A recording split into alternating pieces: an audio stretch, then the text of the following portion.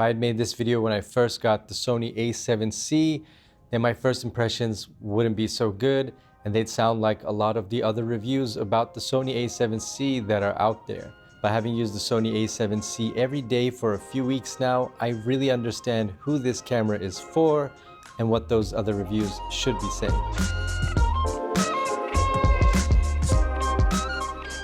Hi everybody, foXnoMad here, and today I want to help you travel smarter by giving you my second impressions of the Sony a7C, the camera that is shooting all of this footage. So anything in this video that you see that's shot of me is shot with the Sony a7C on a Tamron 17-28. This is all shot on auto, so auto ISO, auto colors. I haven't done any hardcore color correcting or anything like that. I wanted to kind of give you an idea of what the image looks like right out of the camera.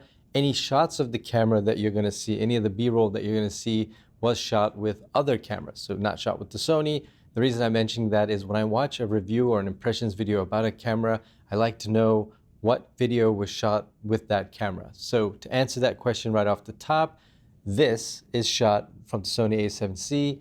Everything else you're going to see in the video is shot with other cameras. So let's get right into it. What is the Sony a7C? Well, it is the smallest full-frame camera that you can get on the market right now. And as someone who travels or used to travel frequently pre-pandemic, having something this powerful yet portable is really important to me. And it's probably important to you too if you're looking at the Sony a7C. What does full-frame mean? Well, let me give you a really high-level explanation. Essentially, light comes from light sources like lights, or the sky or wherever. Light comes, hits my face, those photons bounce off and go through the lens, and they hit a sensor that converts all of that light into all the pretty colors that you're seeing right now.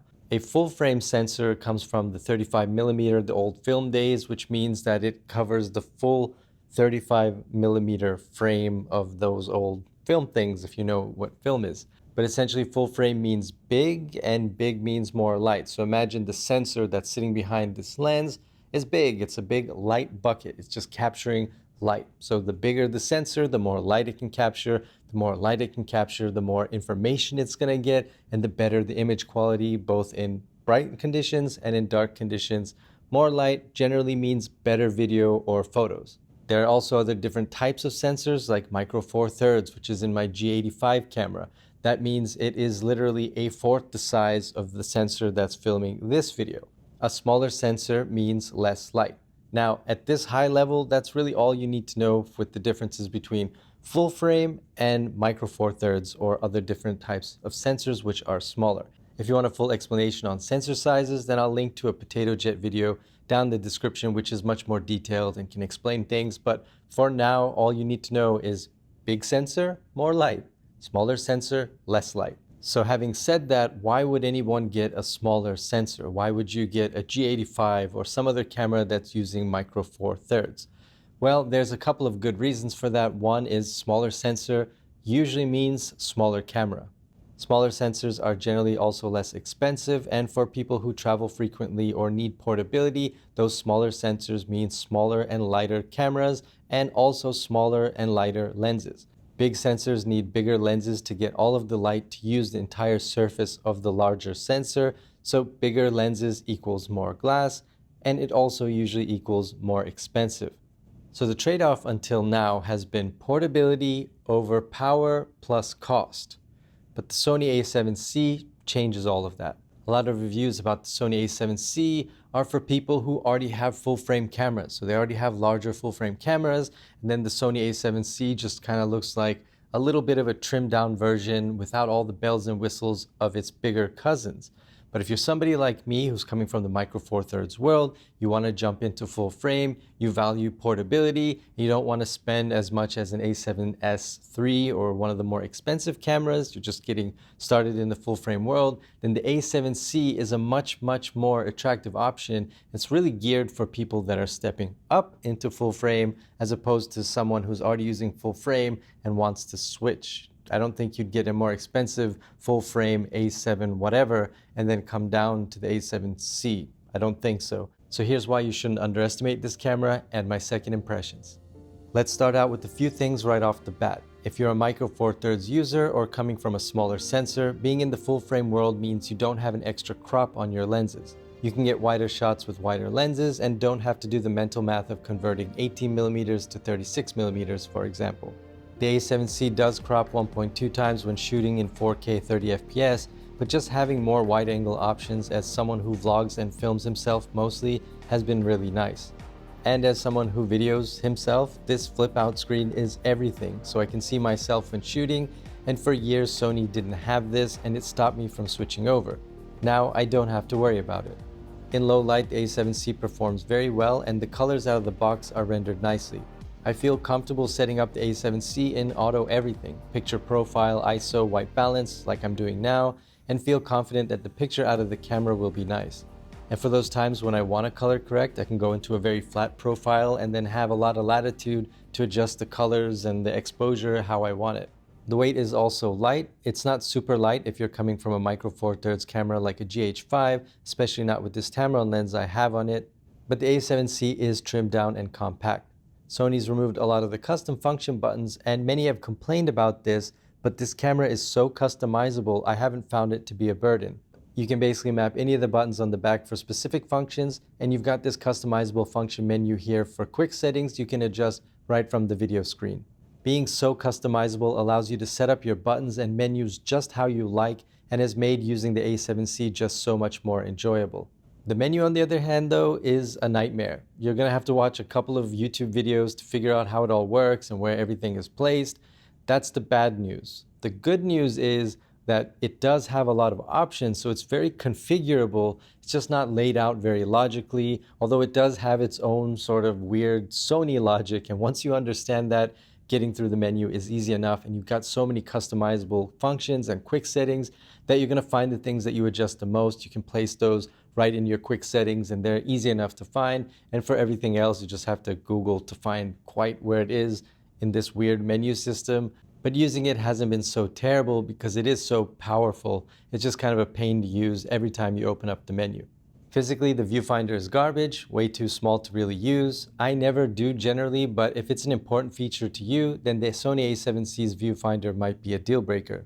Adding to my gripe list, these little doors for audio and other inputs are firm for weather sealing, but it can sometimes be hard to open them. I'm a bit afraid I'll break one off when trying to pry it open, but I've noticed they've worn in a bit and it's not as terrifying every time.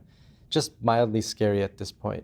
The grip too is just a bit too small. It's manageable, and I never hold the camera without a wrist or neck strap, but you won't ever feel more than 85% confident holding the grip or letting the camera hang like this. Sony, please add half a centimeter, maybe even a bit more for a proper grip, please.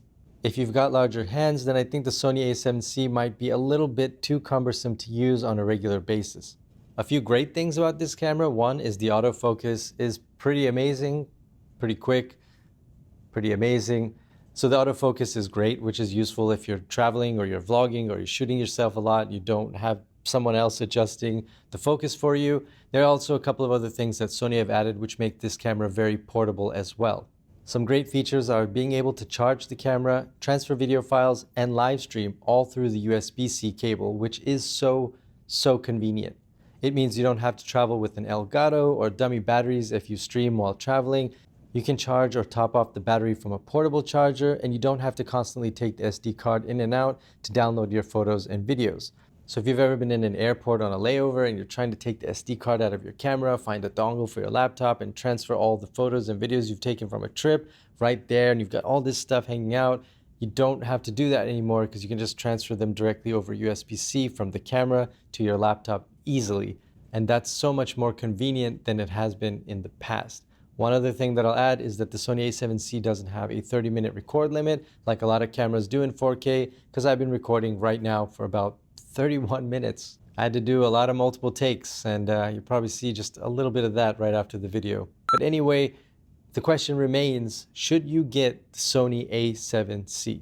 If you're moving up from a phone or a point and shoot or the micro four thirds world, you're looking to get into the full frame world, then I think the Sony a7C is a great choice. You have all the things that you want from a full frame camera. You've got the bokeh, which is this separation between subject and the background. You've got that blur. It's great in low light. It's small, yet it still has all that full sensor capability. You've got all these customizable functions. You can live stream from this camera. You can do a lot with the Sony a7C, and it's not too terribly expensive. If you're jumping up into the full frame world and you want all the full frame lenses, it's a pretty good start. And the Sony a7C does come with a lens that's 28 to 60 millimeter, which is really tiny. So if portability is very, very important to you, you can get a really small lens for this camera as well and still vlog with enough separation or film whatever it is you want to film or photo whatever it is you want to photo and have a decent zoom lens that's wide enough to actually video yourself also.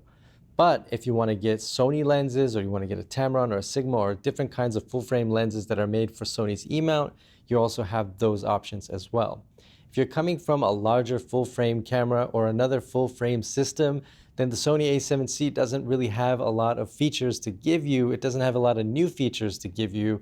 It really just comes with portability, and it's going to knock off some of the bells and whistles like custom function buttons and those things that you might be looking for. So if you're coming from like a Sony a7 III or Sony a7S III and you're thinking about the a7C, it's kind of almost like a step backwards. You're giving up a lot for a little bit of portability, but for everybody else who's been using Micro Four Thirds, for example, because it's smaller, lighter, cheaper, and good enough, then the Sony a7C has really cut into that market because the Sony a7C is very small, very light, very powerful, and not quite as expensive as full frame cameras have been. Thanks for watching my second impressions of the Sony a7C. I hope you found this video useful, and if you have, hit the like and subscribe buttons down below. I'll have new videos for you every week.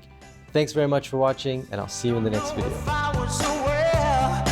So let's be gotten to know its under and what the, but having, just remember that a full frame, but there are also others different, and there are also different. You're in the Micro Four Thirds world, and I'm just gonna